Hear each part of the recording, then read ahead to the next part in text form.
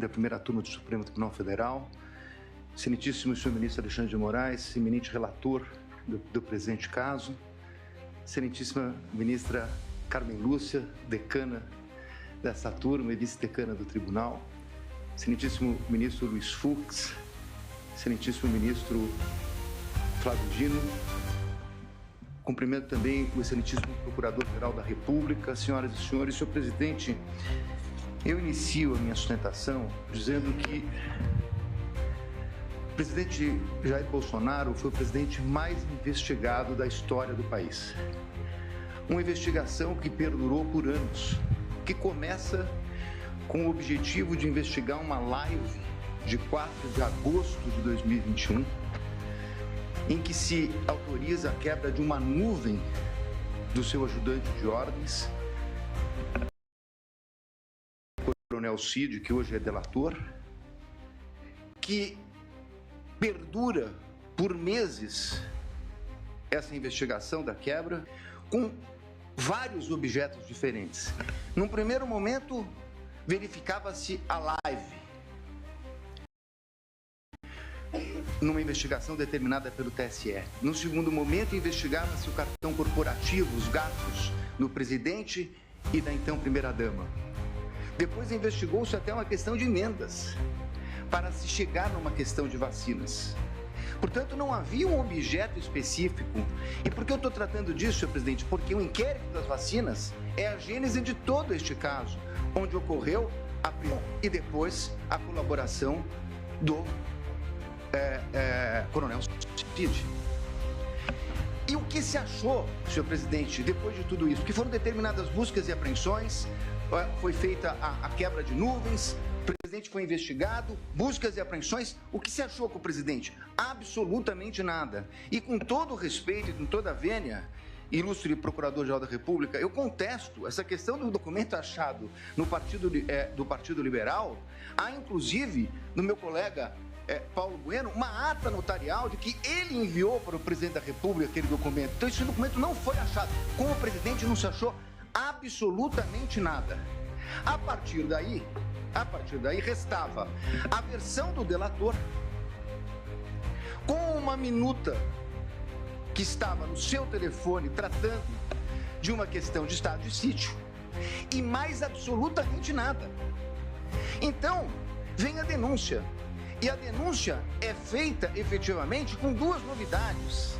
Porque com o estado de sítio seria, e baseado na palavra exclusiva do delator, seria difícil a propositura de uma ação penal. Então, traz-se uma narrativa que vem efetivamente do começo de atos, de pronunciamentos do presidente da República, pronunciamentos públicos, e depois o 8 de janeiro. Sobre esse primeiro momento, senhor presidente, eu me permito até fazer uma digressão sobre o mérito antes de tratar das preliminares, mas é importante dizer que sobre esse primeiro momento, nós temos efetivamente uma acusação do Procurador-Geral da República de 2 artigos gravíssimos do Código Penal que tratam do golpe, e de golpe contra as instituições democráticas e contra o governo legitimamente eleito. Mas um minutinho só, estamos tratando de uma execução que se iniciou em dezembro de 21, tratando do crime do governo legitimamente eleito. Qual era o governo legitimamente eleito? O dele. Então esse crime é impossível, com todo respeito. Falar-se em execução de crime contra o governo legitimamente eleito, que era o dele.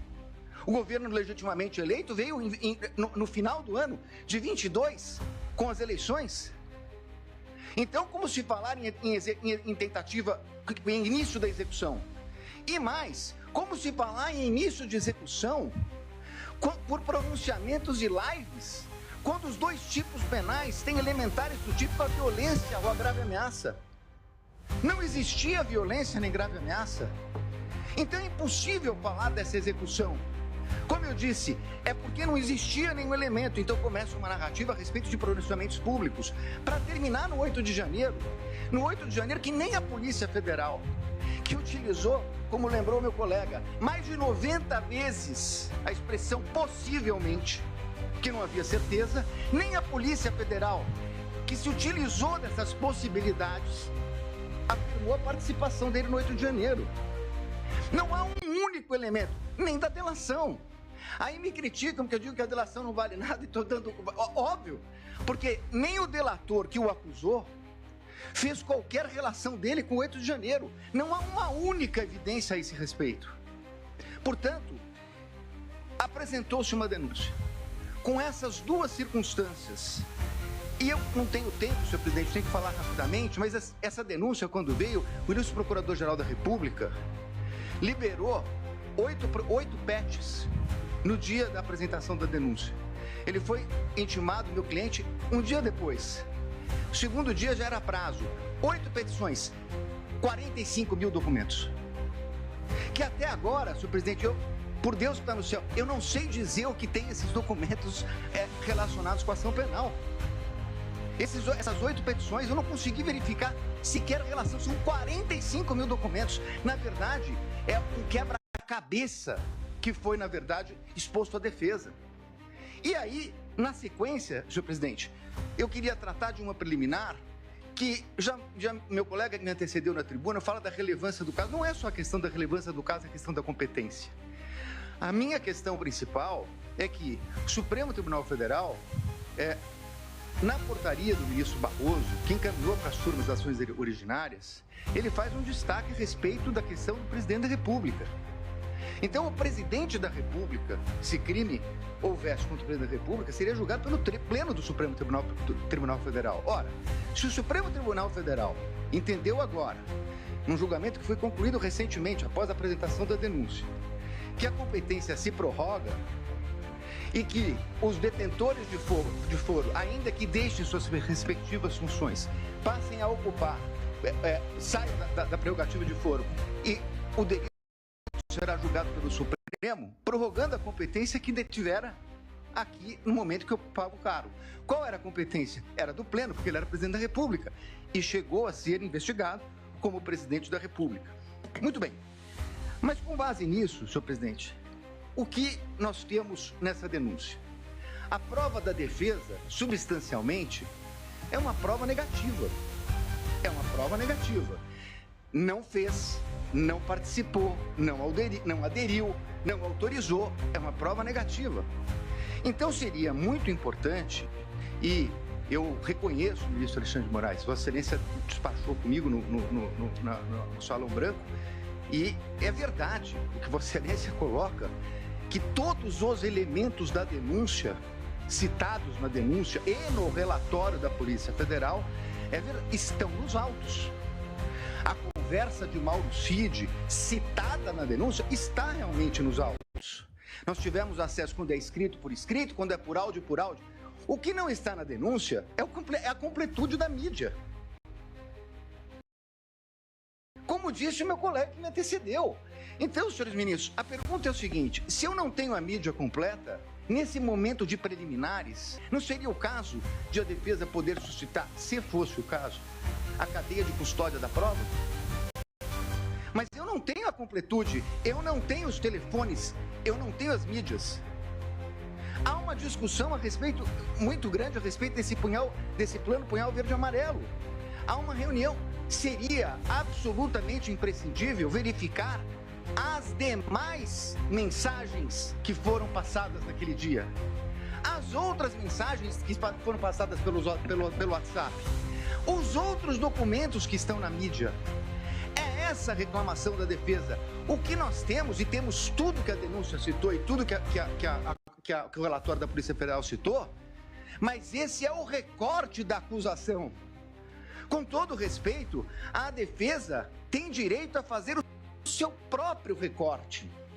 E isso poderia impactar. Eu sei, ministro, Vossa Excelência já falou aqui em outras sessões de julgamento que eu assisti, falou hoje, nós não vamos fazer Vossa Excelências não farão um julgamento aprofundado da denúncia.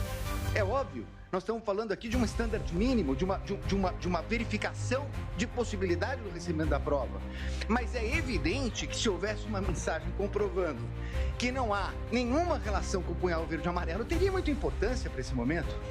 Porque nós estamos falando de um recebimento de uma denúncia gravíssima, por fatos gravíssimos, que o presidente da República não tem nenhuma relação com punhal verde e amarelo, Operação Luneta, com Copa 22 e assim por diante.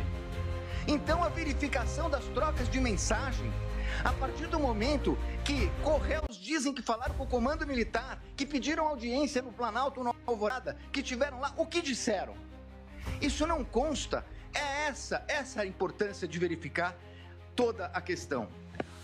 Me encaminhando para o final, senhor presidente, eu gostaria de tratar a questão da delação premiada.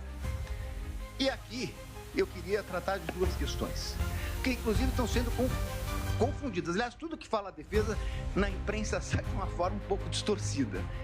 O que foi questionado pela defesa, ministro Zanin, é o fato de que o delator rompeu com o acordo quando vazou a delação. E saiu na revista Veja. Diz ele que foi um desabafo. É estranha essa expressão desabafo, porque no desabafo ele diz que não tinha voluntariedade. Isso não é um desabafo. Na versão dele atual, isso teria sido uma mentira. Mas vai lá, falou com o primo, com o irmão, com o cunhado. Senhor presidente, a lei não autoriza o delator, o contrato de colaboração, não autoriza o delator a falar nem com o irmão, nem com o cunhado, nem com a mãe. Não autoriza. Ele, inclusive, estava proibido até de ter contato com o pai, se salvo engano meu, a partir de um determinado momento que era investigado. Se ele falou com o cunhado, e se isso foi vazado, essa é uma responsabilidade dele. Diz-se, mas essa é uma questão formal. É verdade, uma questão formal. Só que mais adiante vem uma questão de que a Polícia Federal diz que ele mentiu, omitiu e se contradiz. E aí, senhores ministros, essa é a minha maior crítica, a questão da delação. Por quê? O Supremo Tribunal Federal, num voto de grande detalhamento do ministro Dias Toffoli, diz o seguinte: delação é um meio de prova. O delator conta uma história, as autoridades buscarão as provas de corroboração e só assim ela poderá ser utilizada. O que aconteceu nesse caso? Ele falou, segundo a Polícia Federal, ele mentiu, omitiu e se contradisse. E então, há uma audiência para que ele tivesse oportunidade de se corrigir. Mas aí, com todo respeito, há uma inversão. Porque, na verdade, não é o Estado que foi buscar as palavras de corroboração dele. O Estado buscar as provas de corroboração do que ele disse. É o contrário. O Estado trouxe indícios e ele se adequa aos indícios trazidos pelo Estado. É completamente o inverso. Com todo respeito, ministro, é o inverso. O delator tem que falar e o Estado tem que trazer as provas para condenar alguém.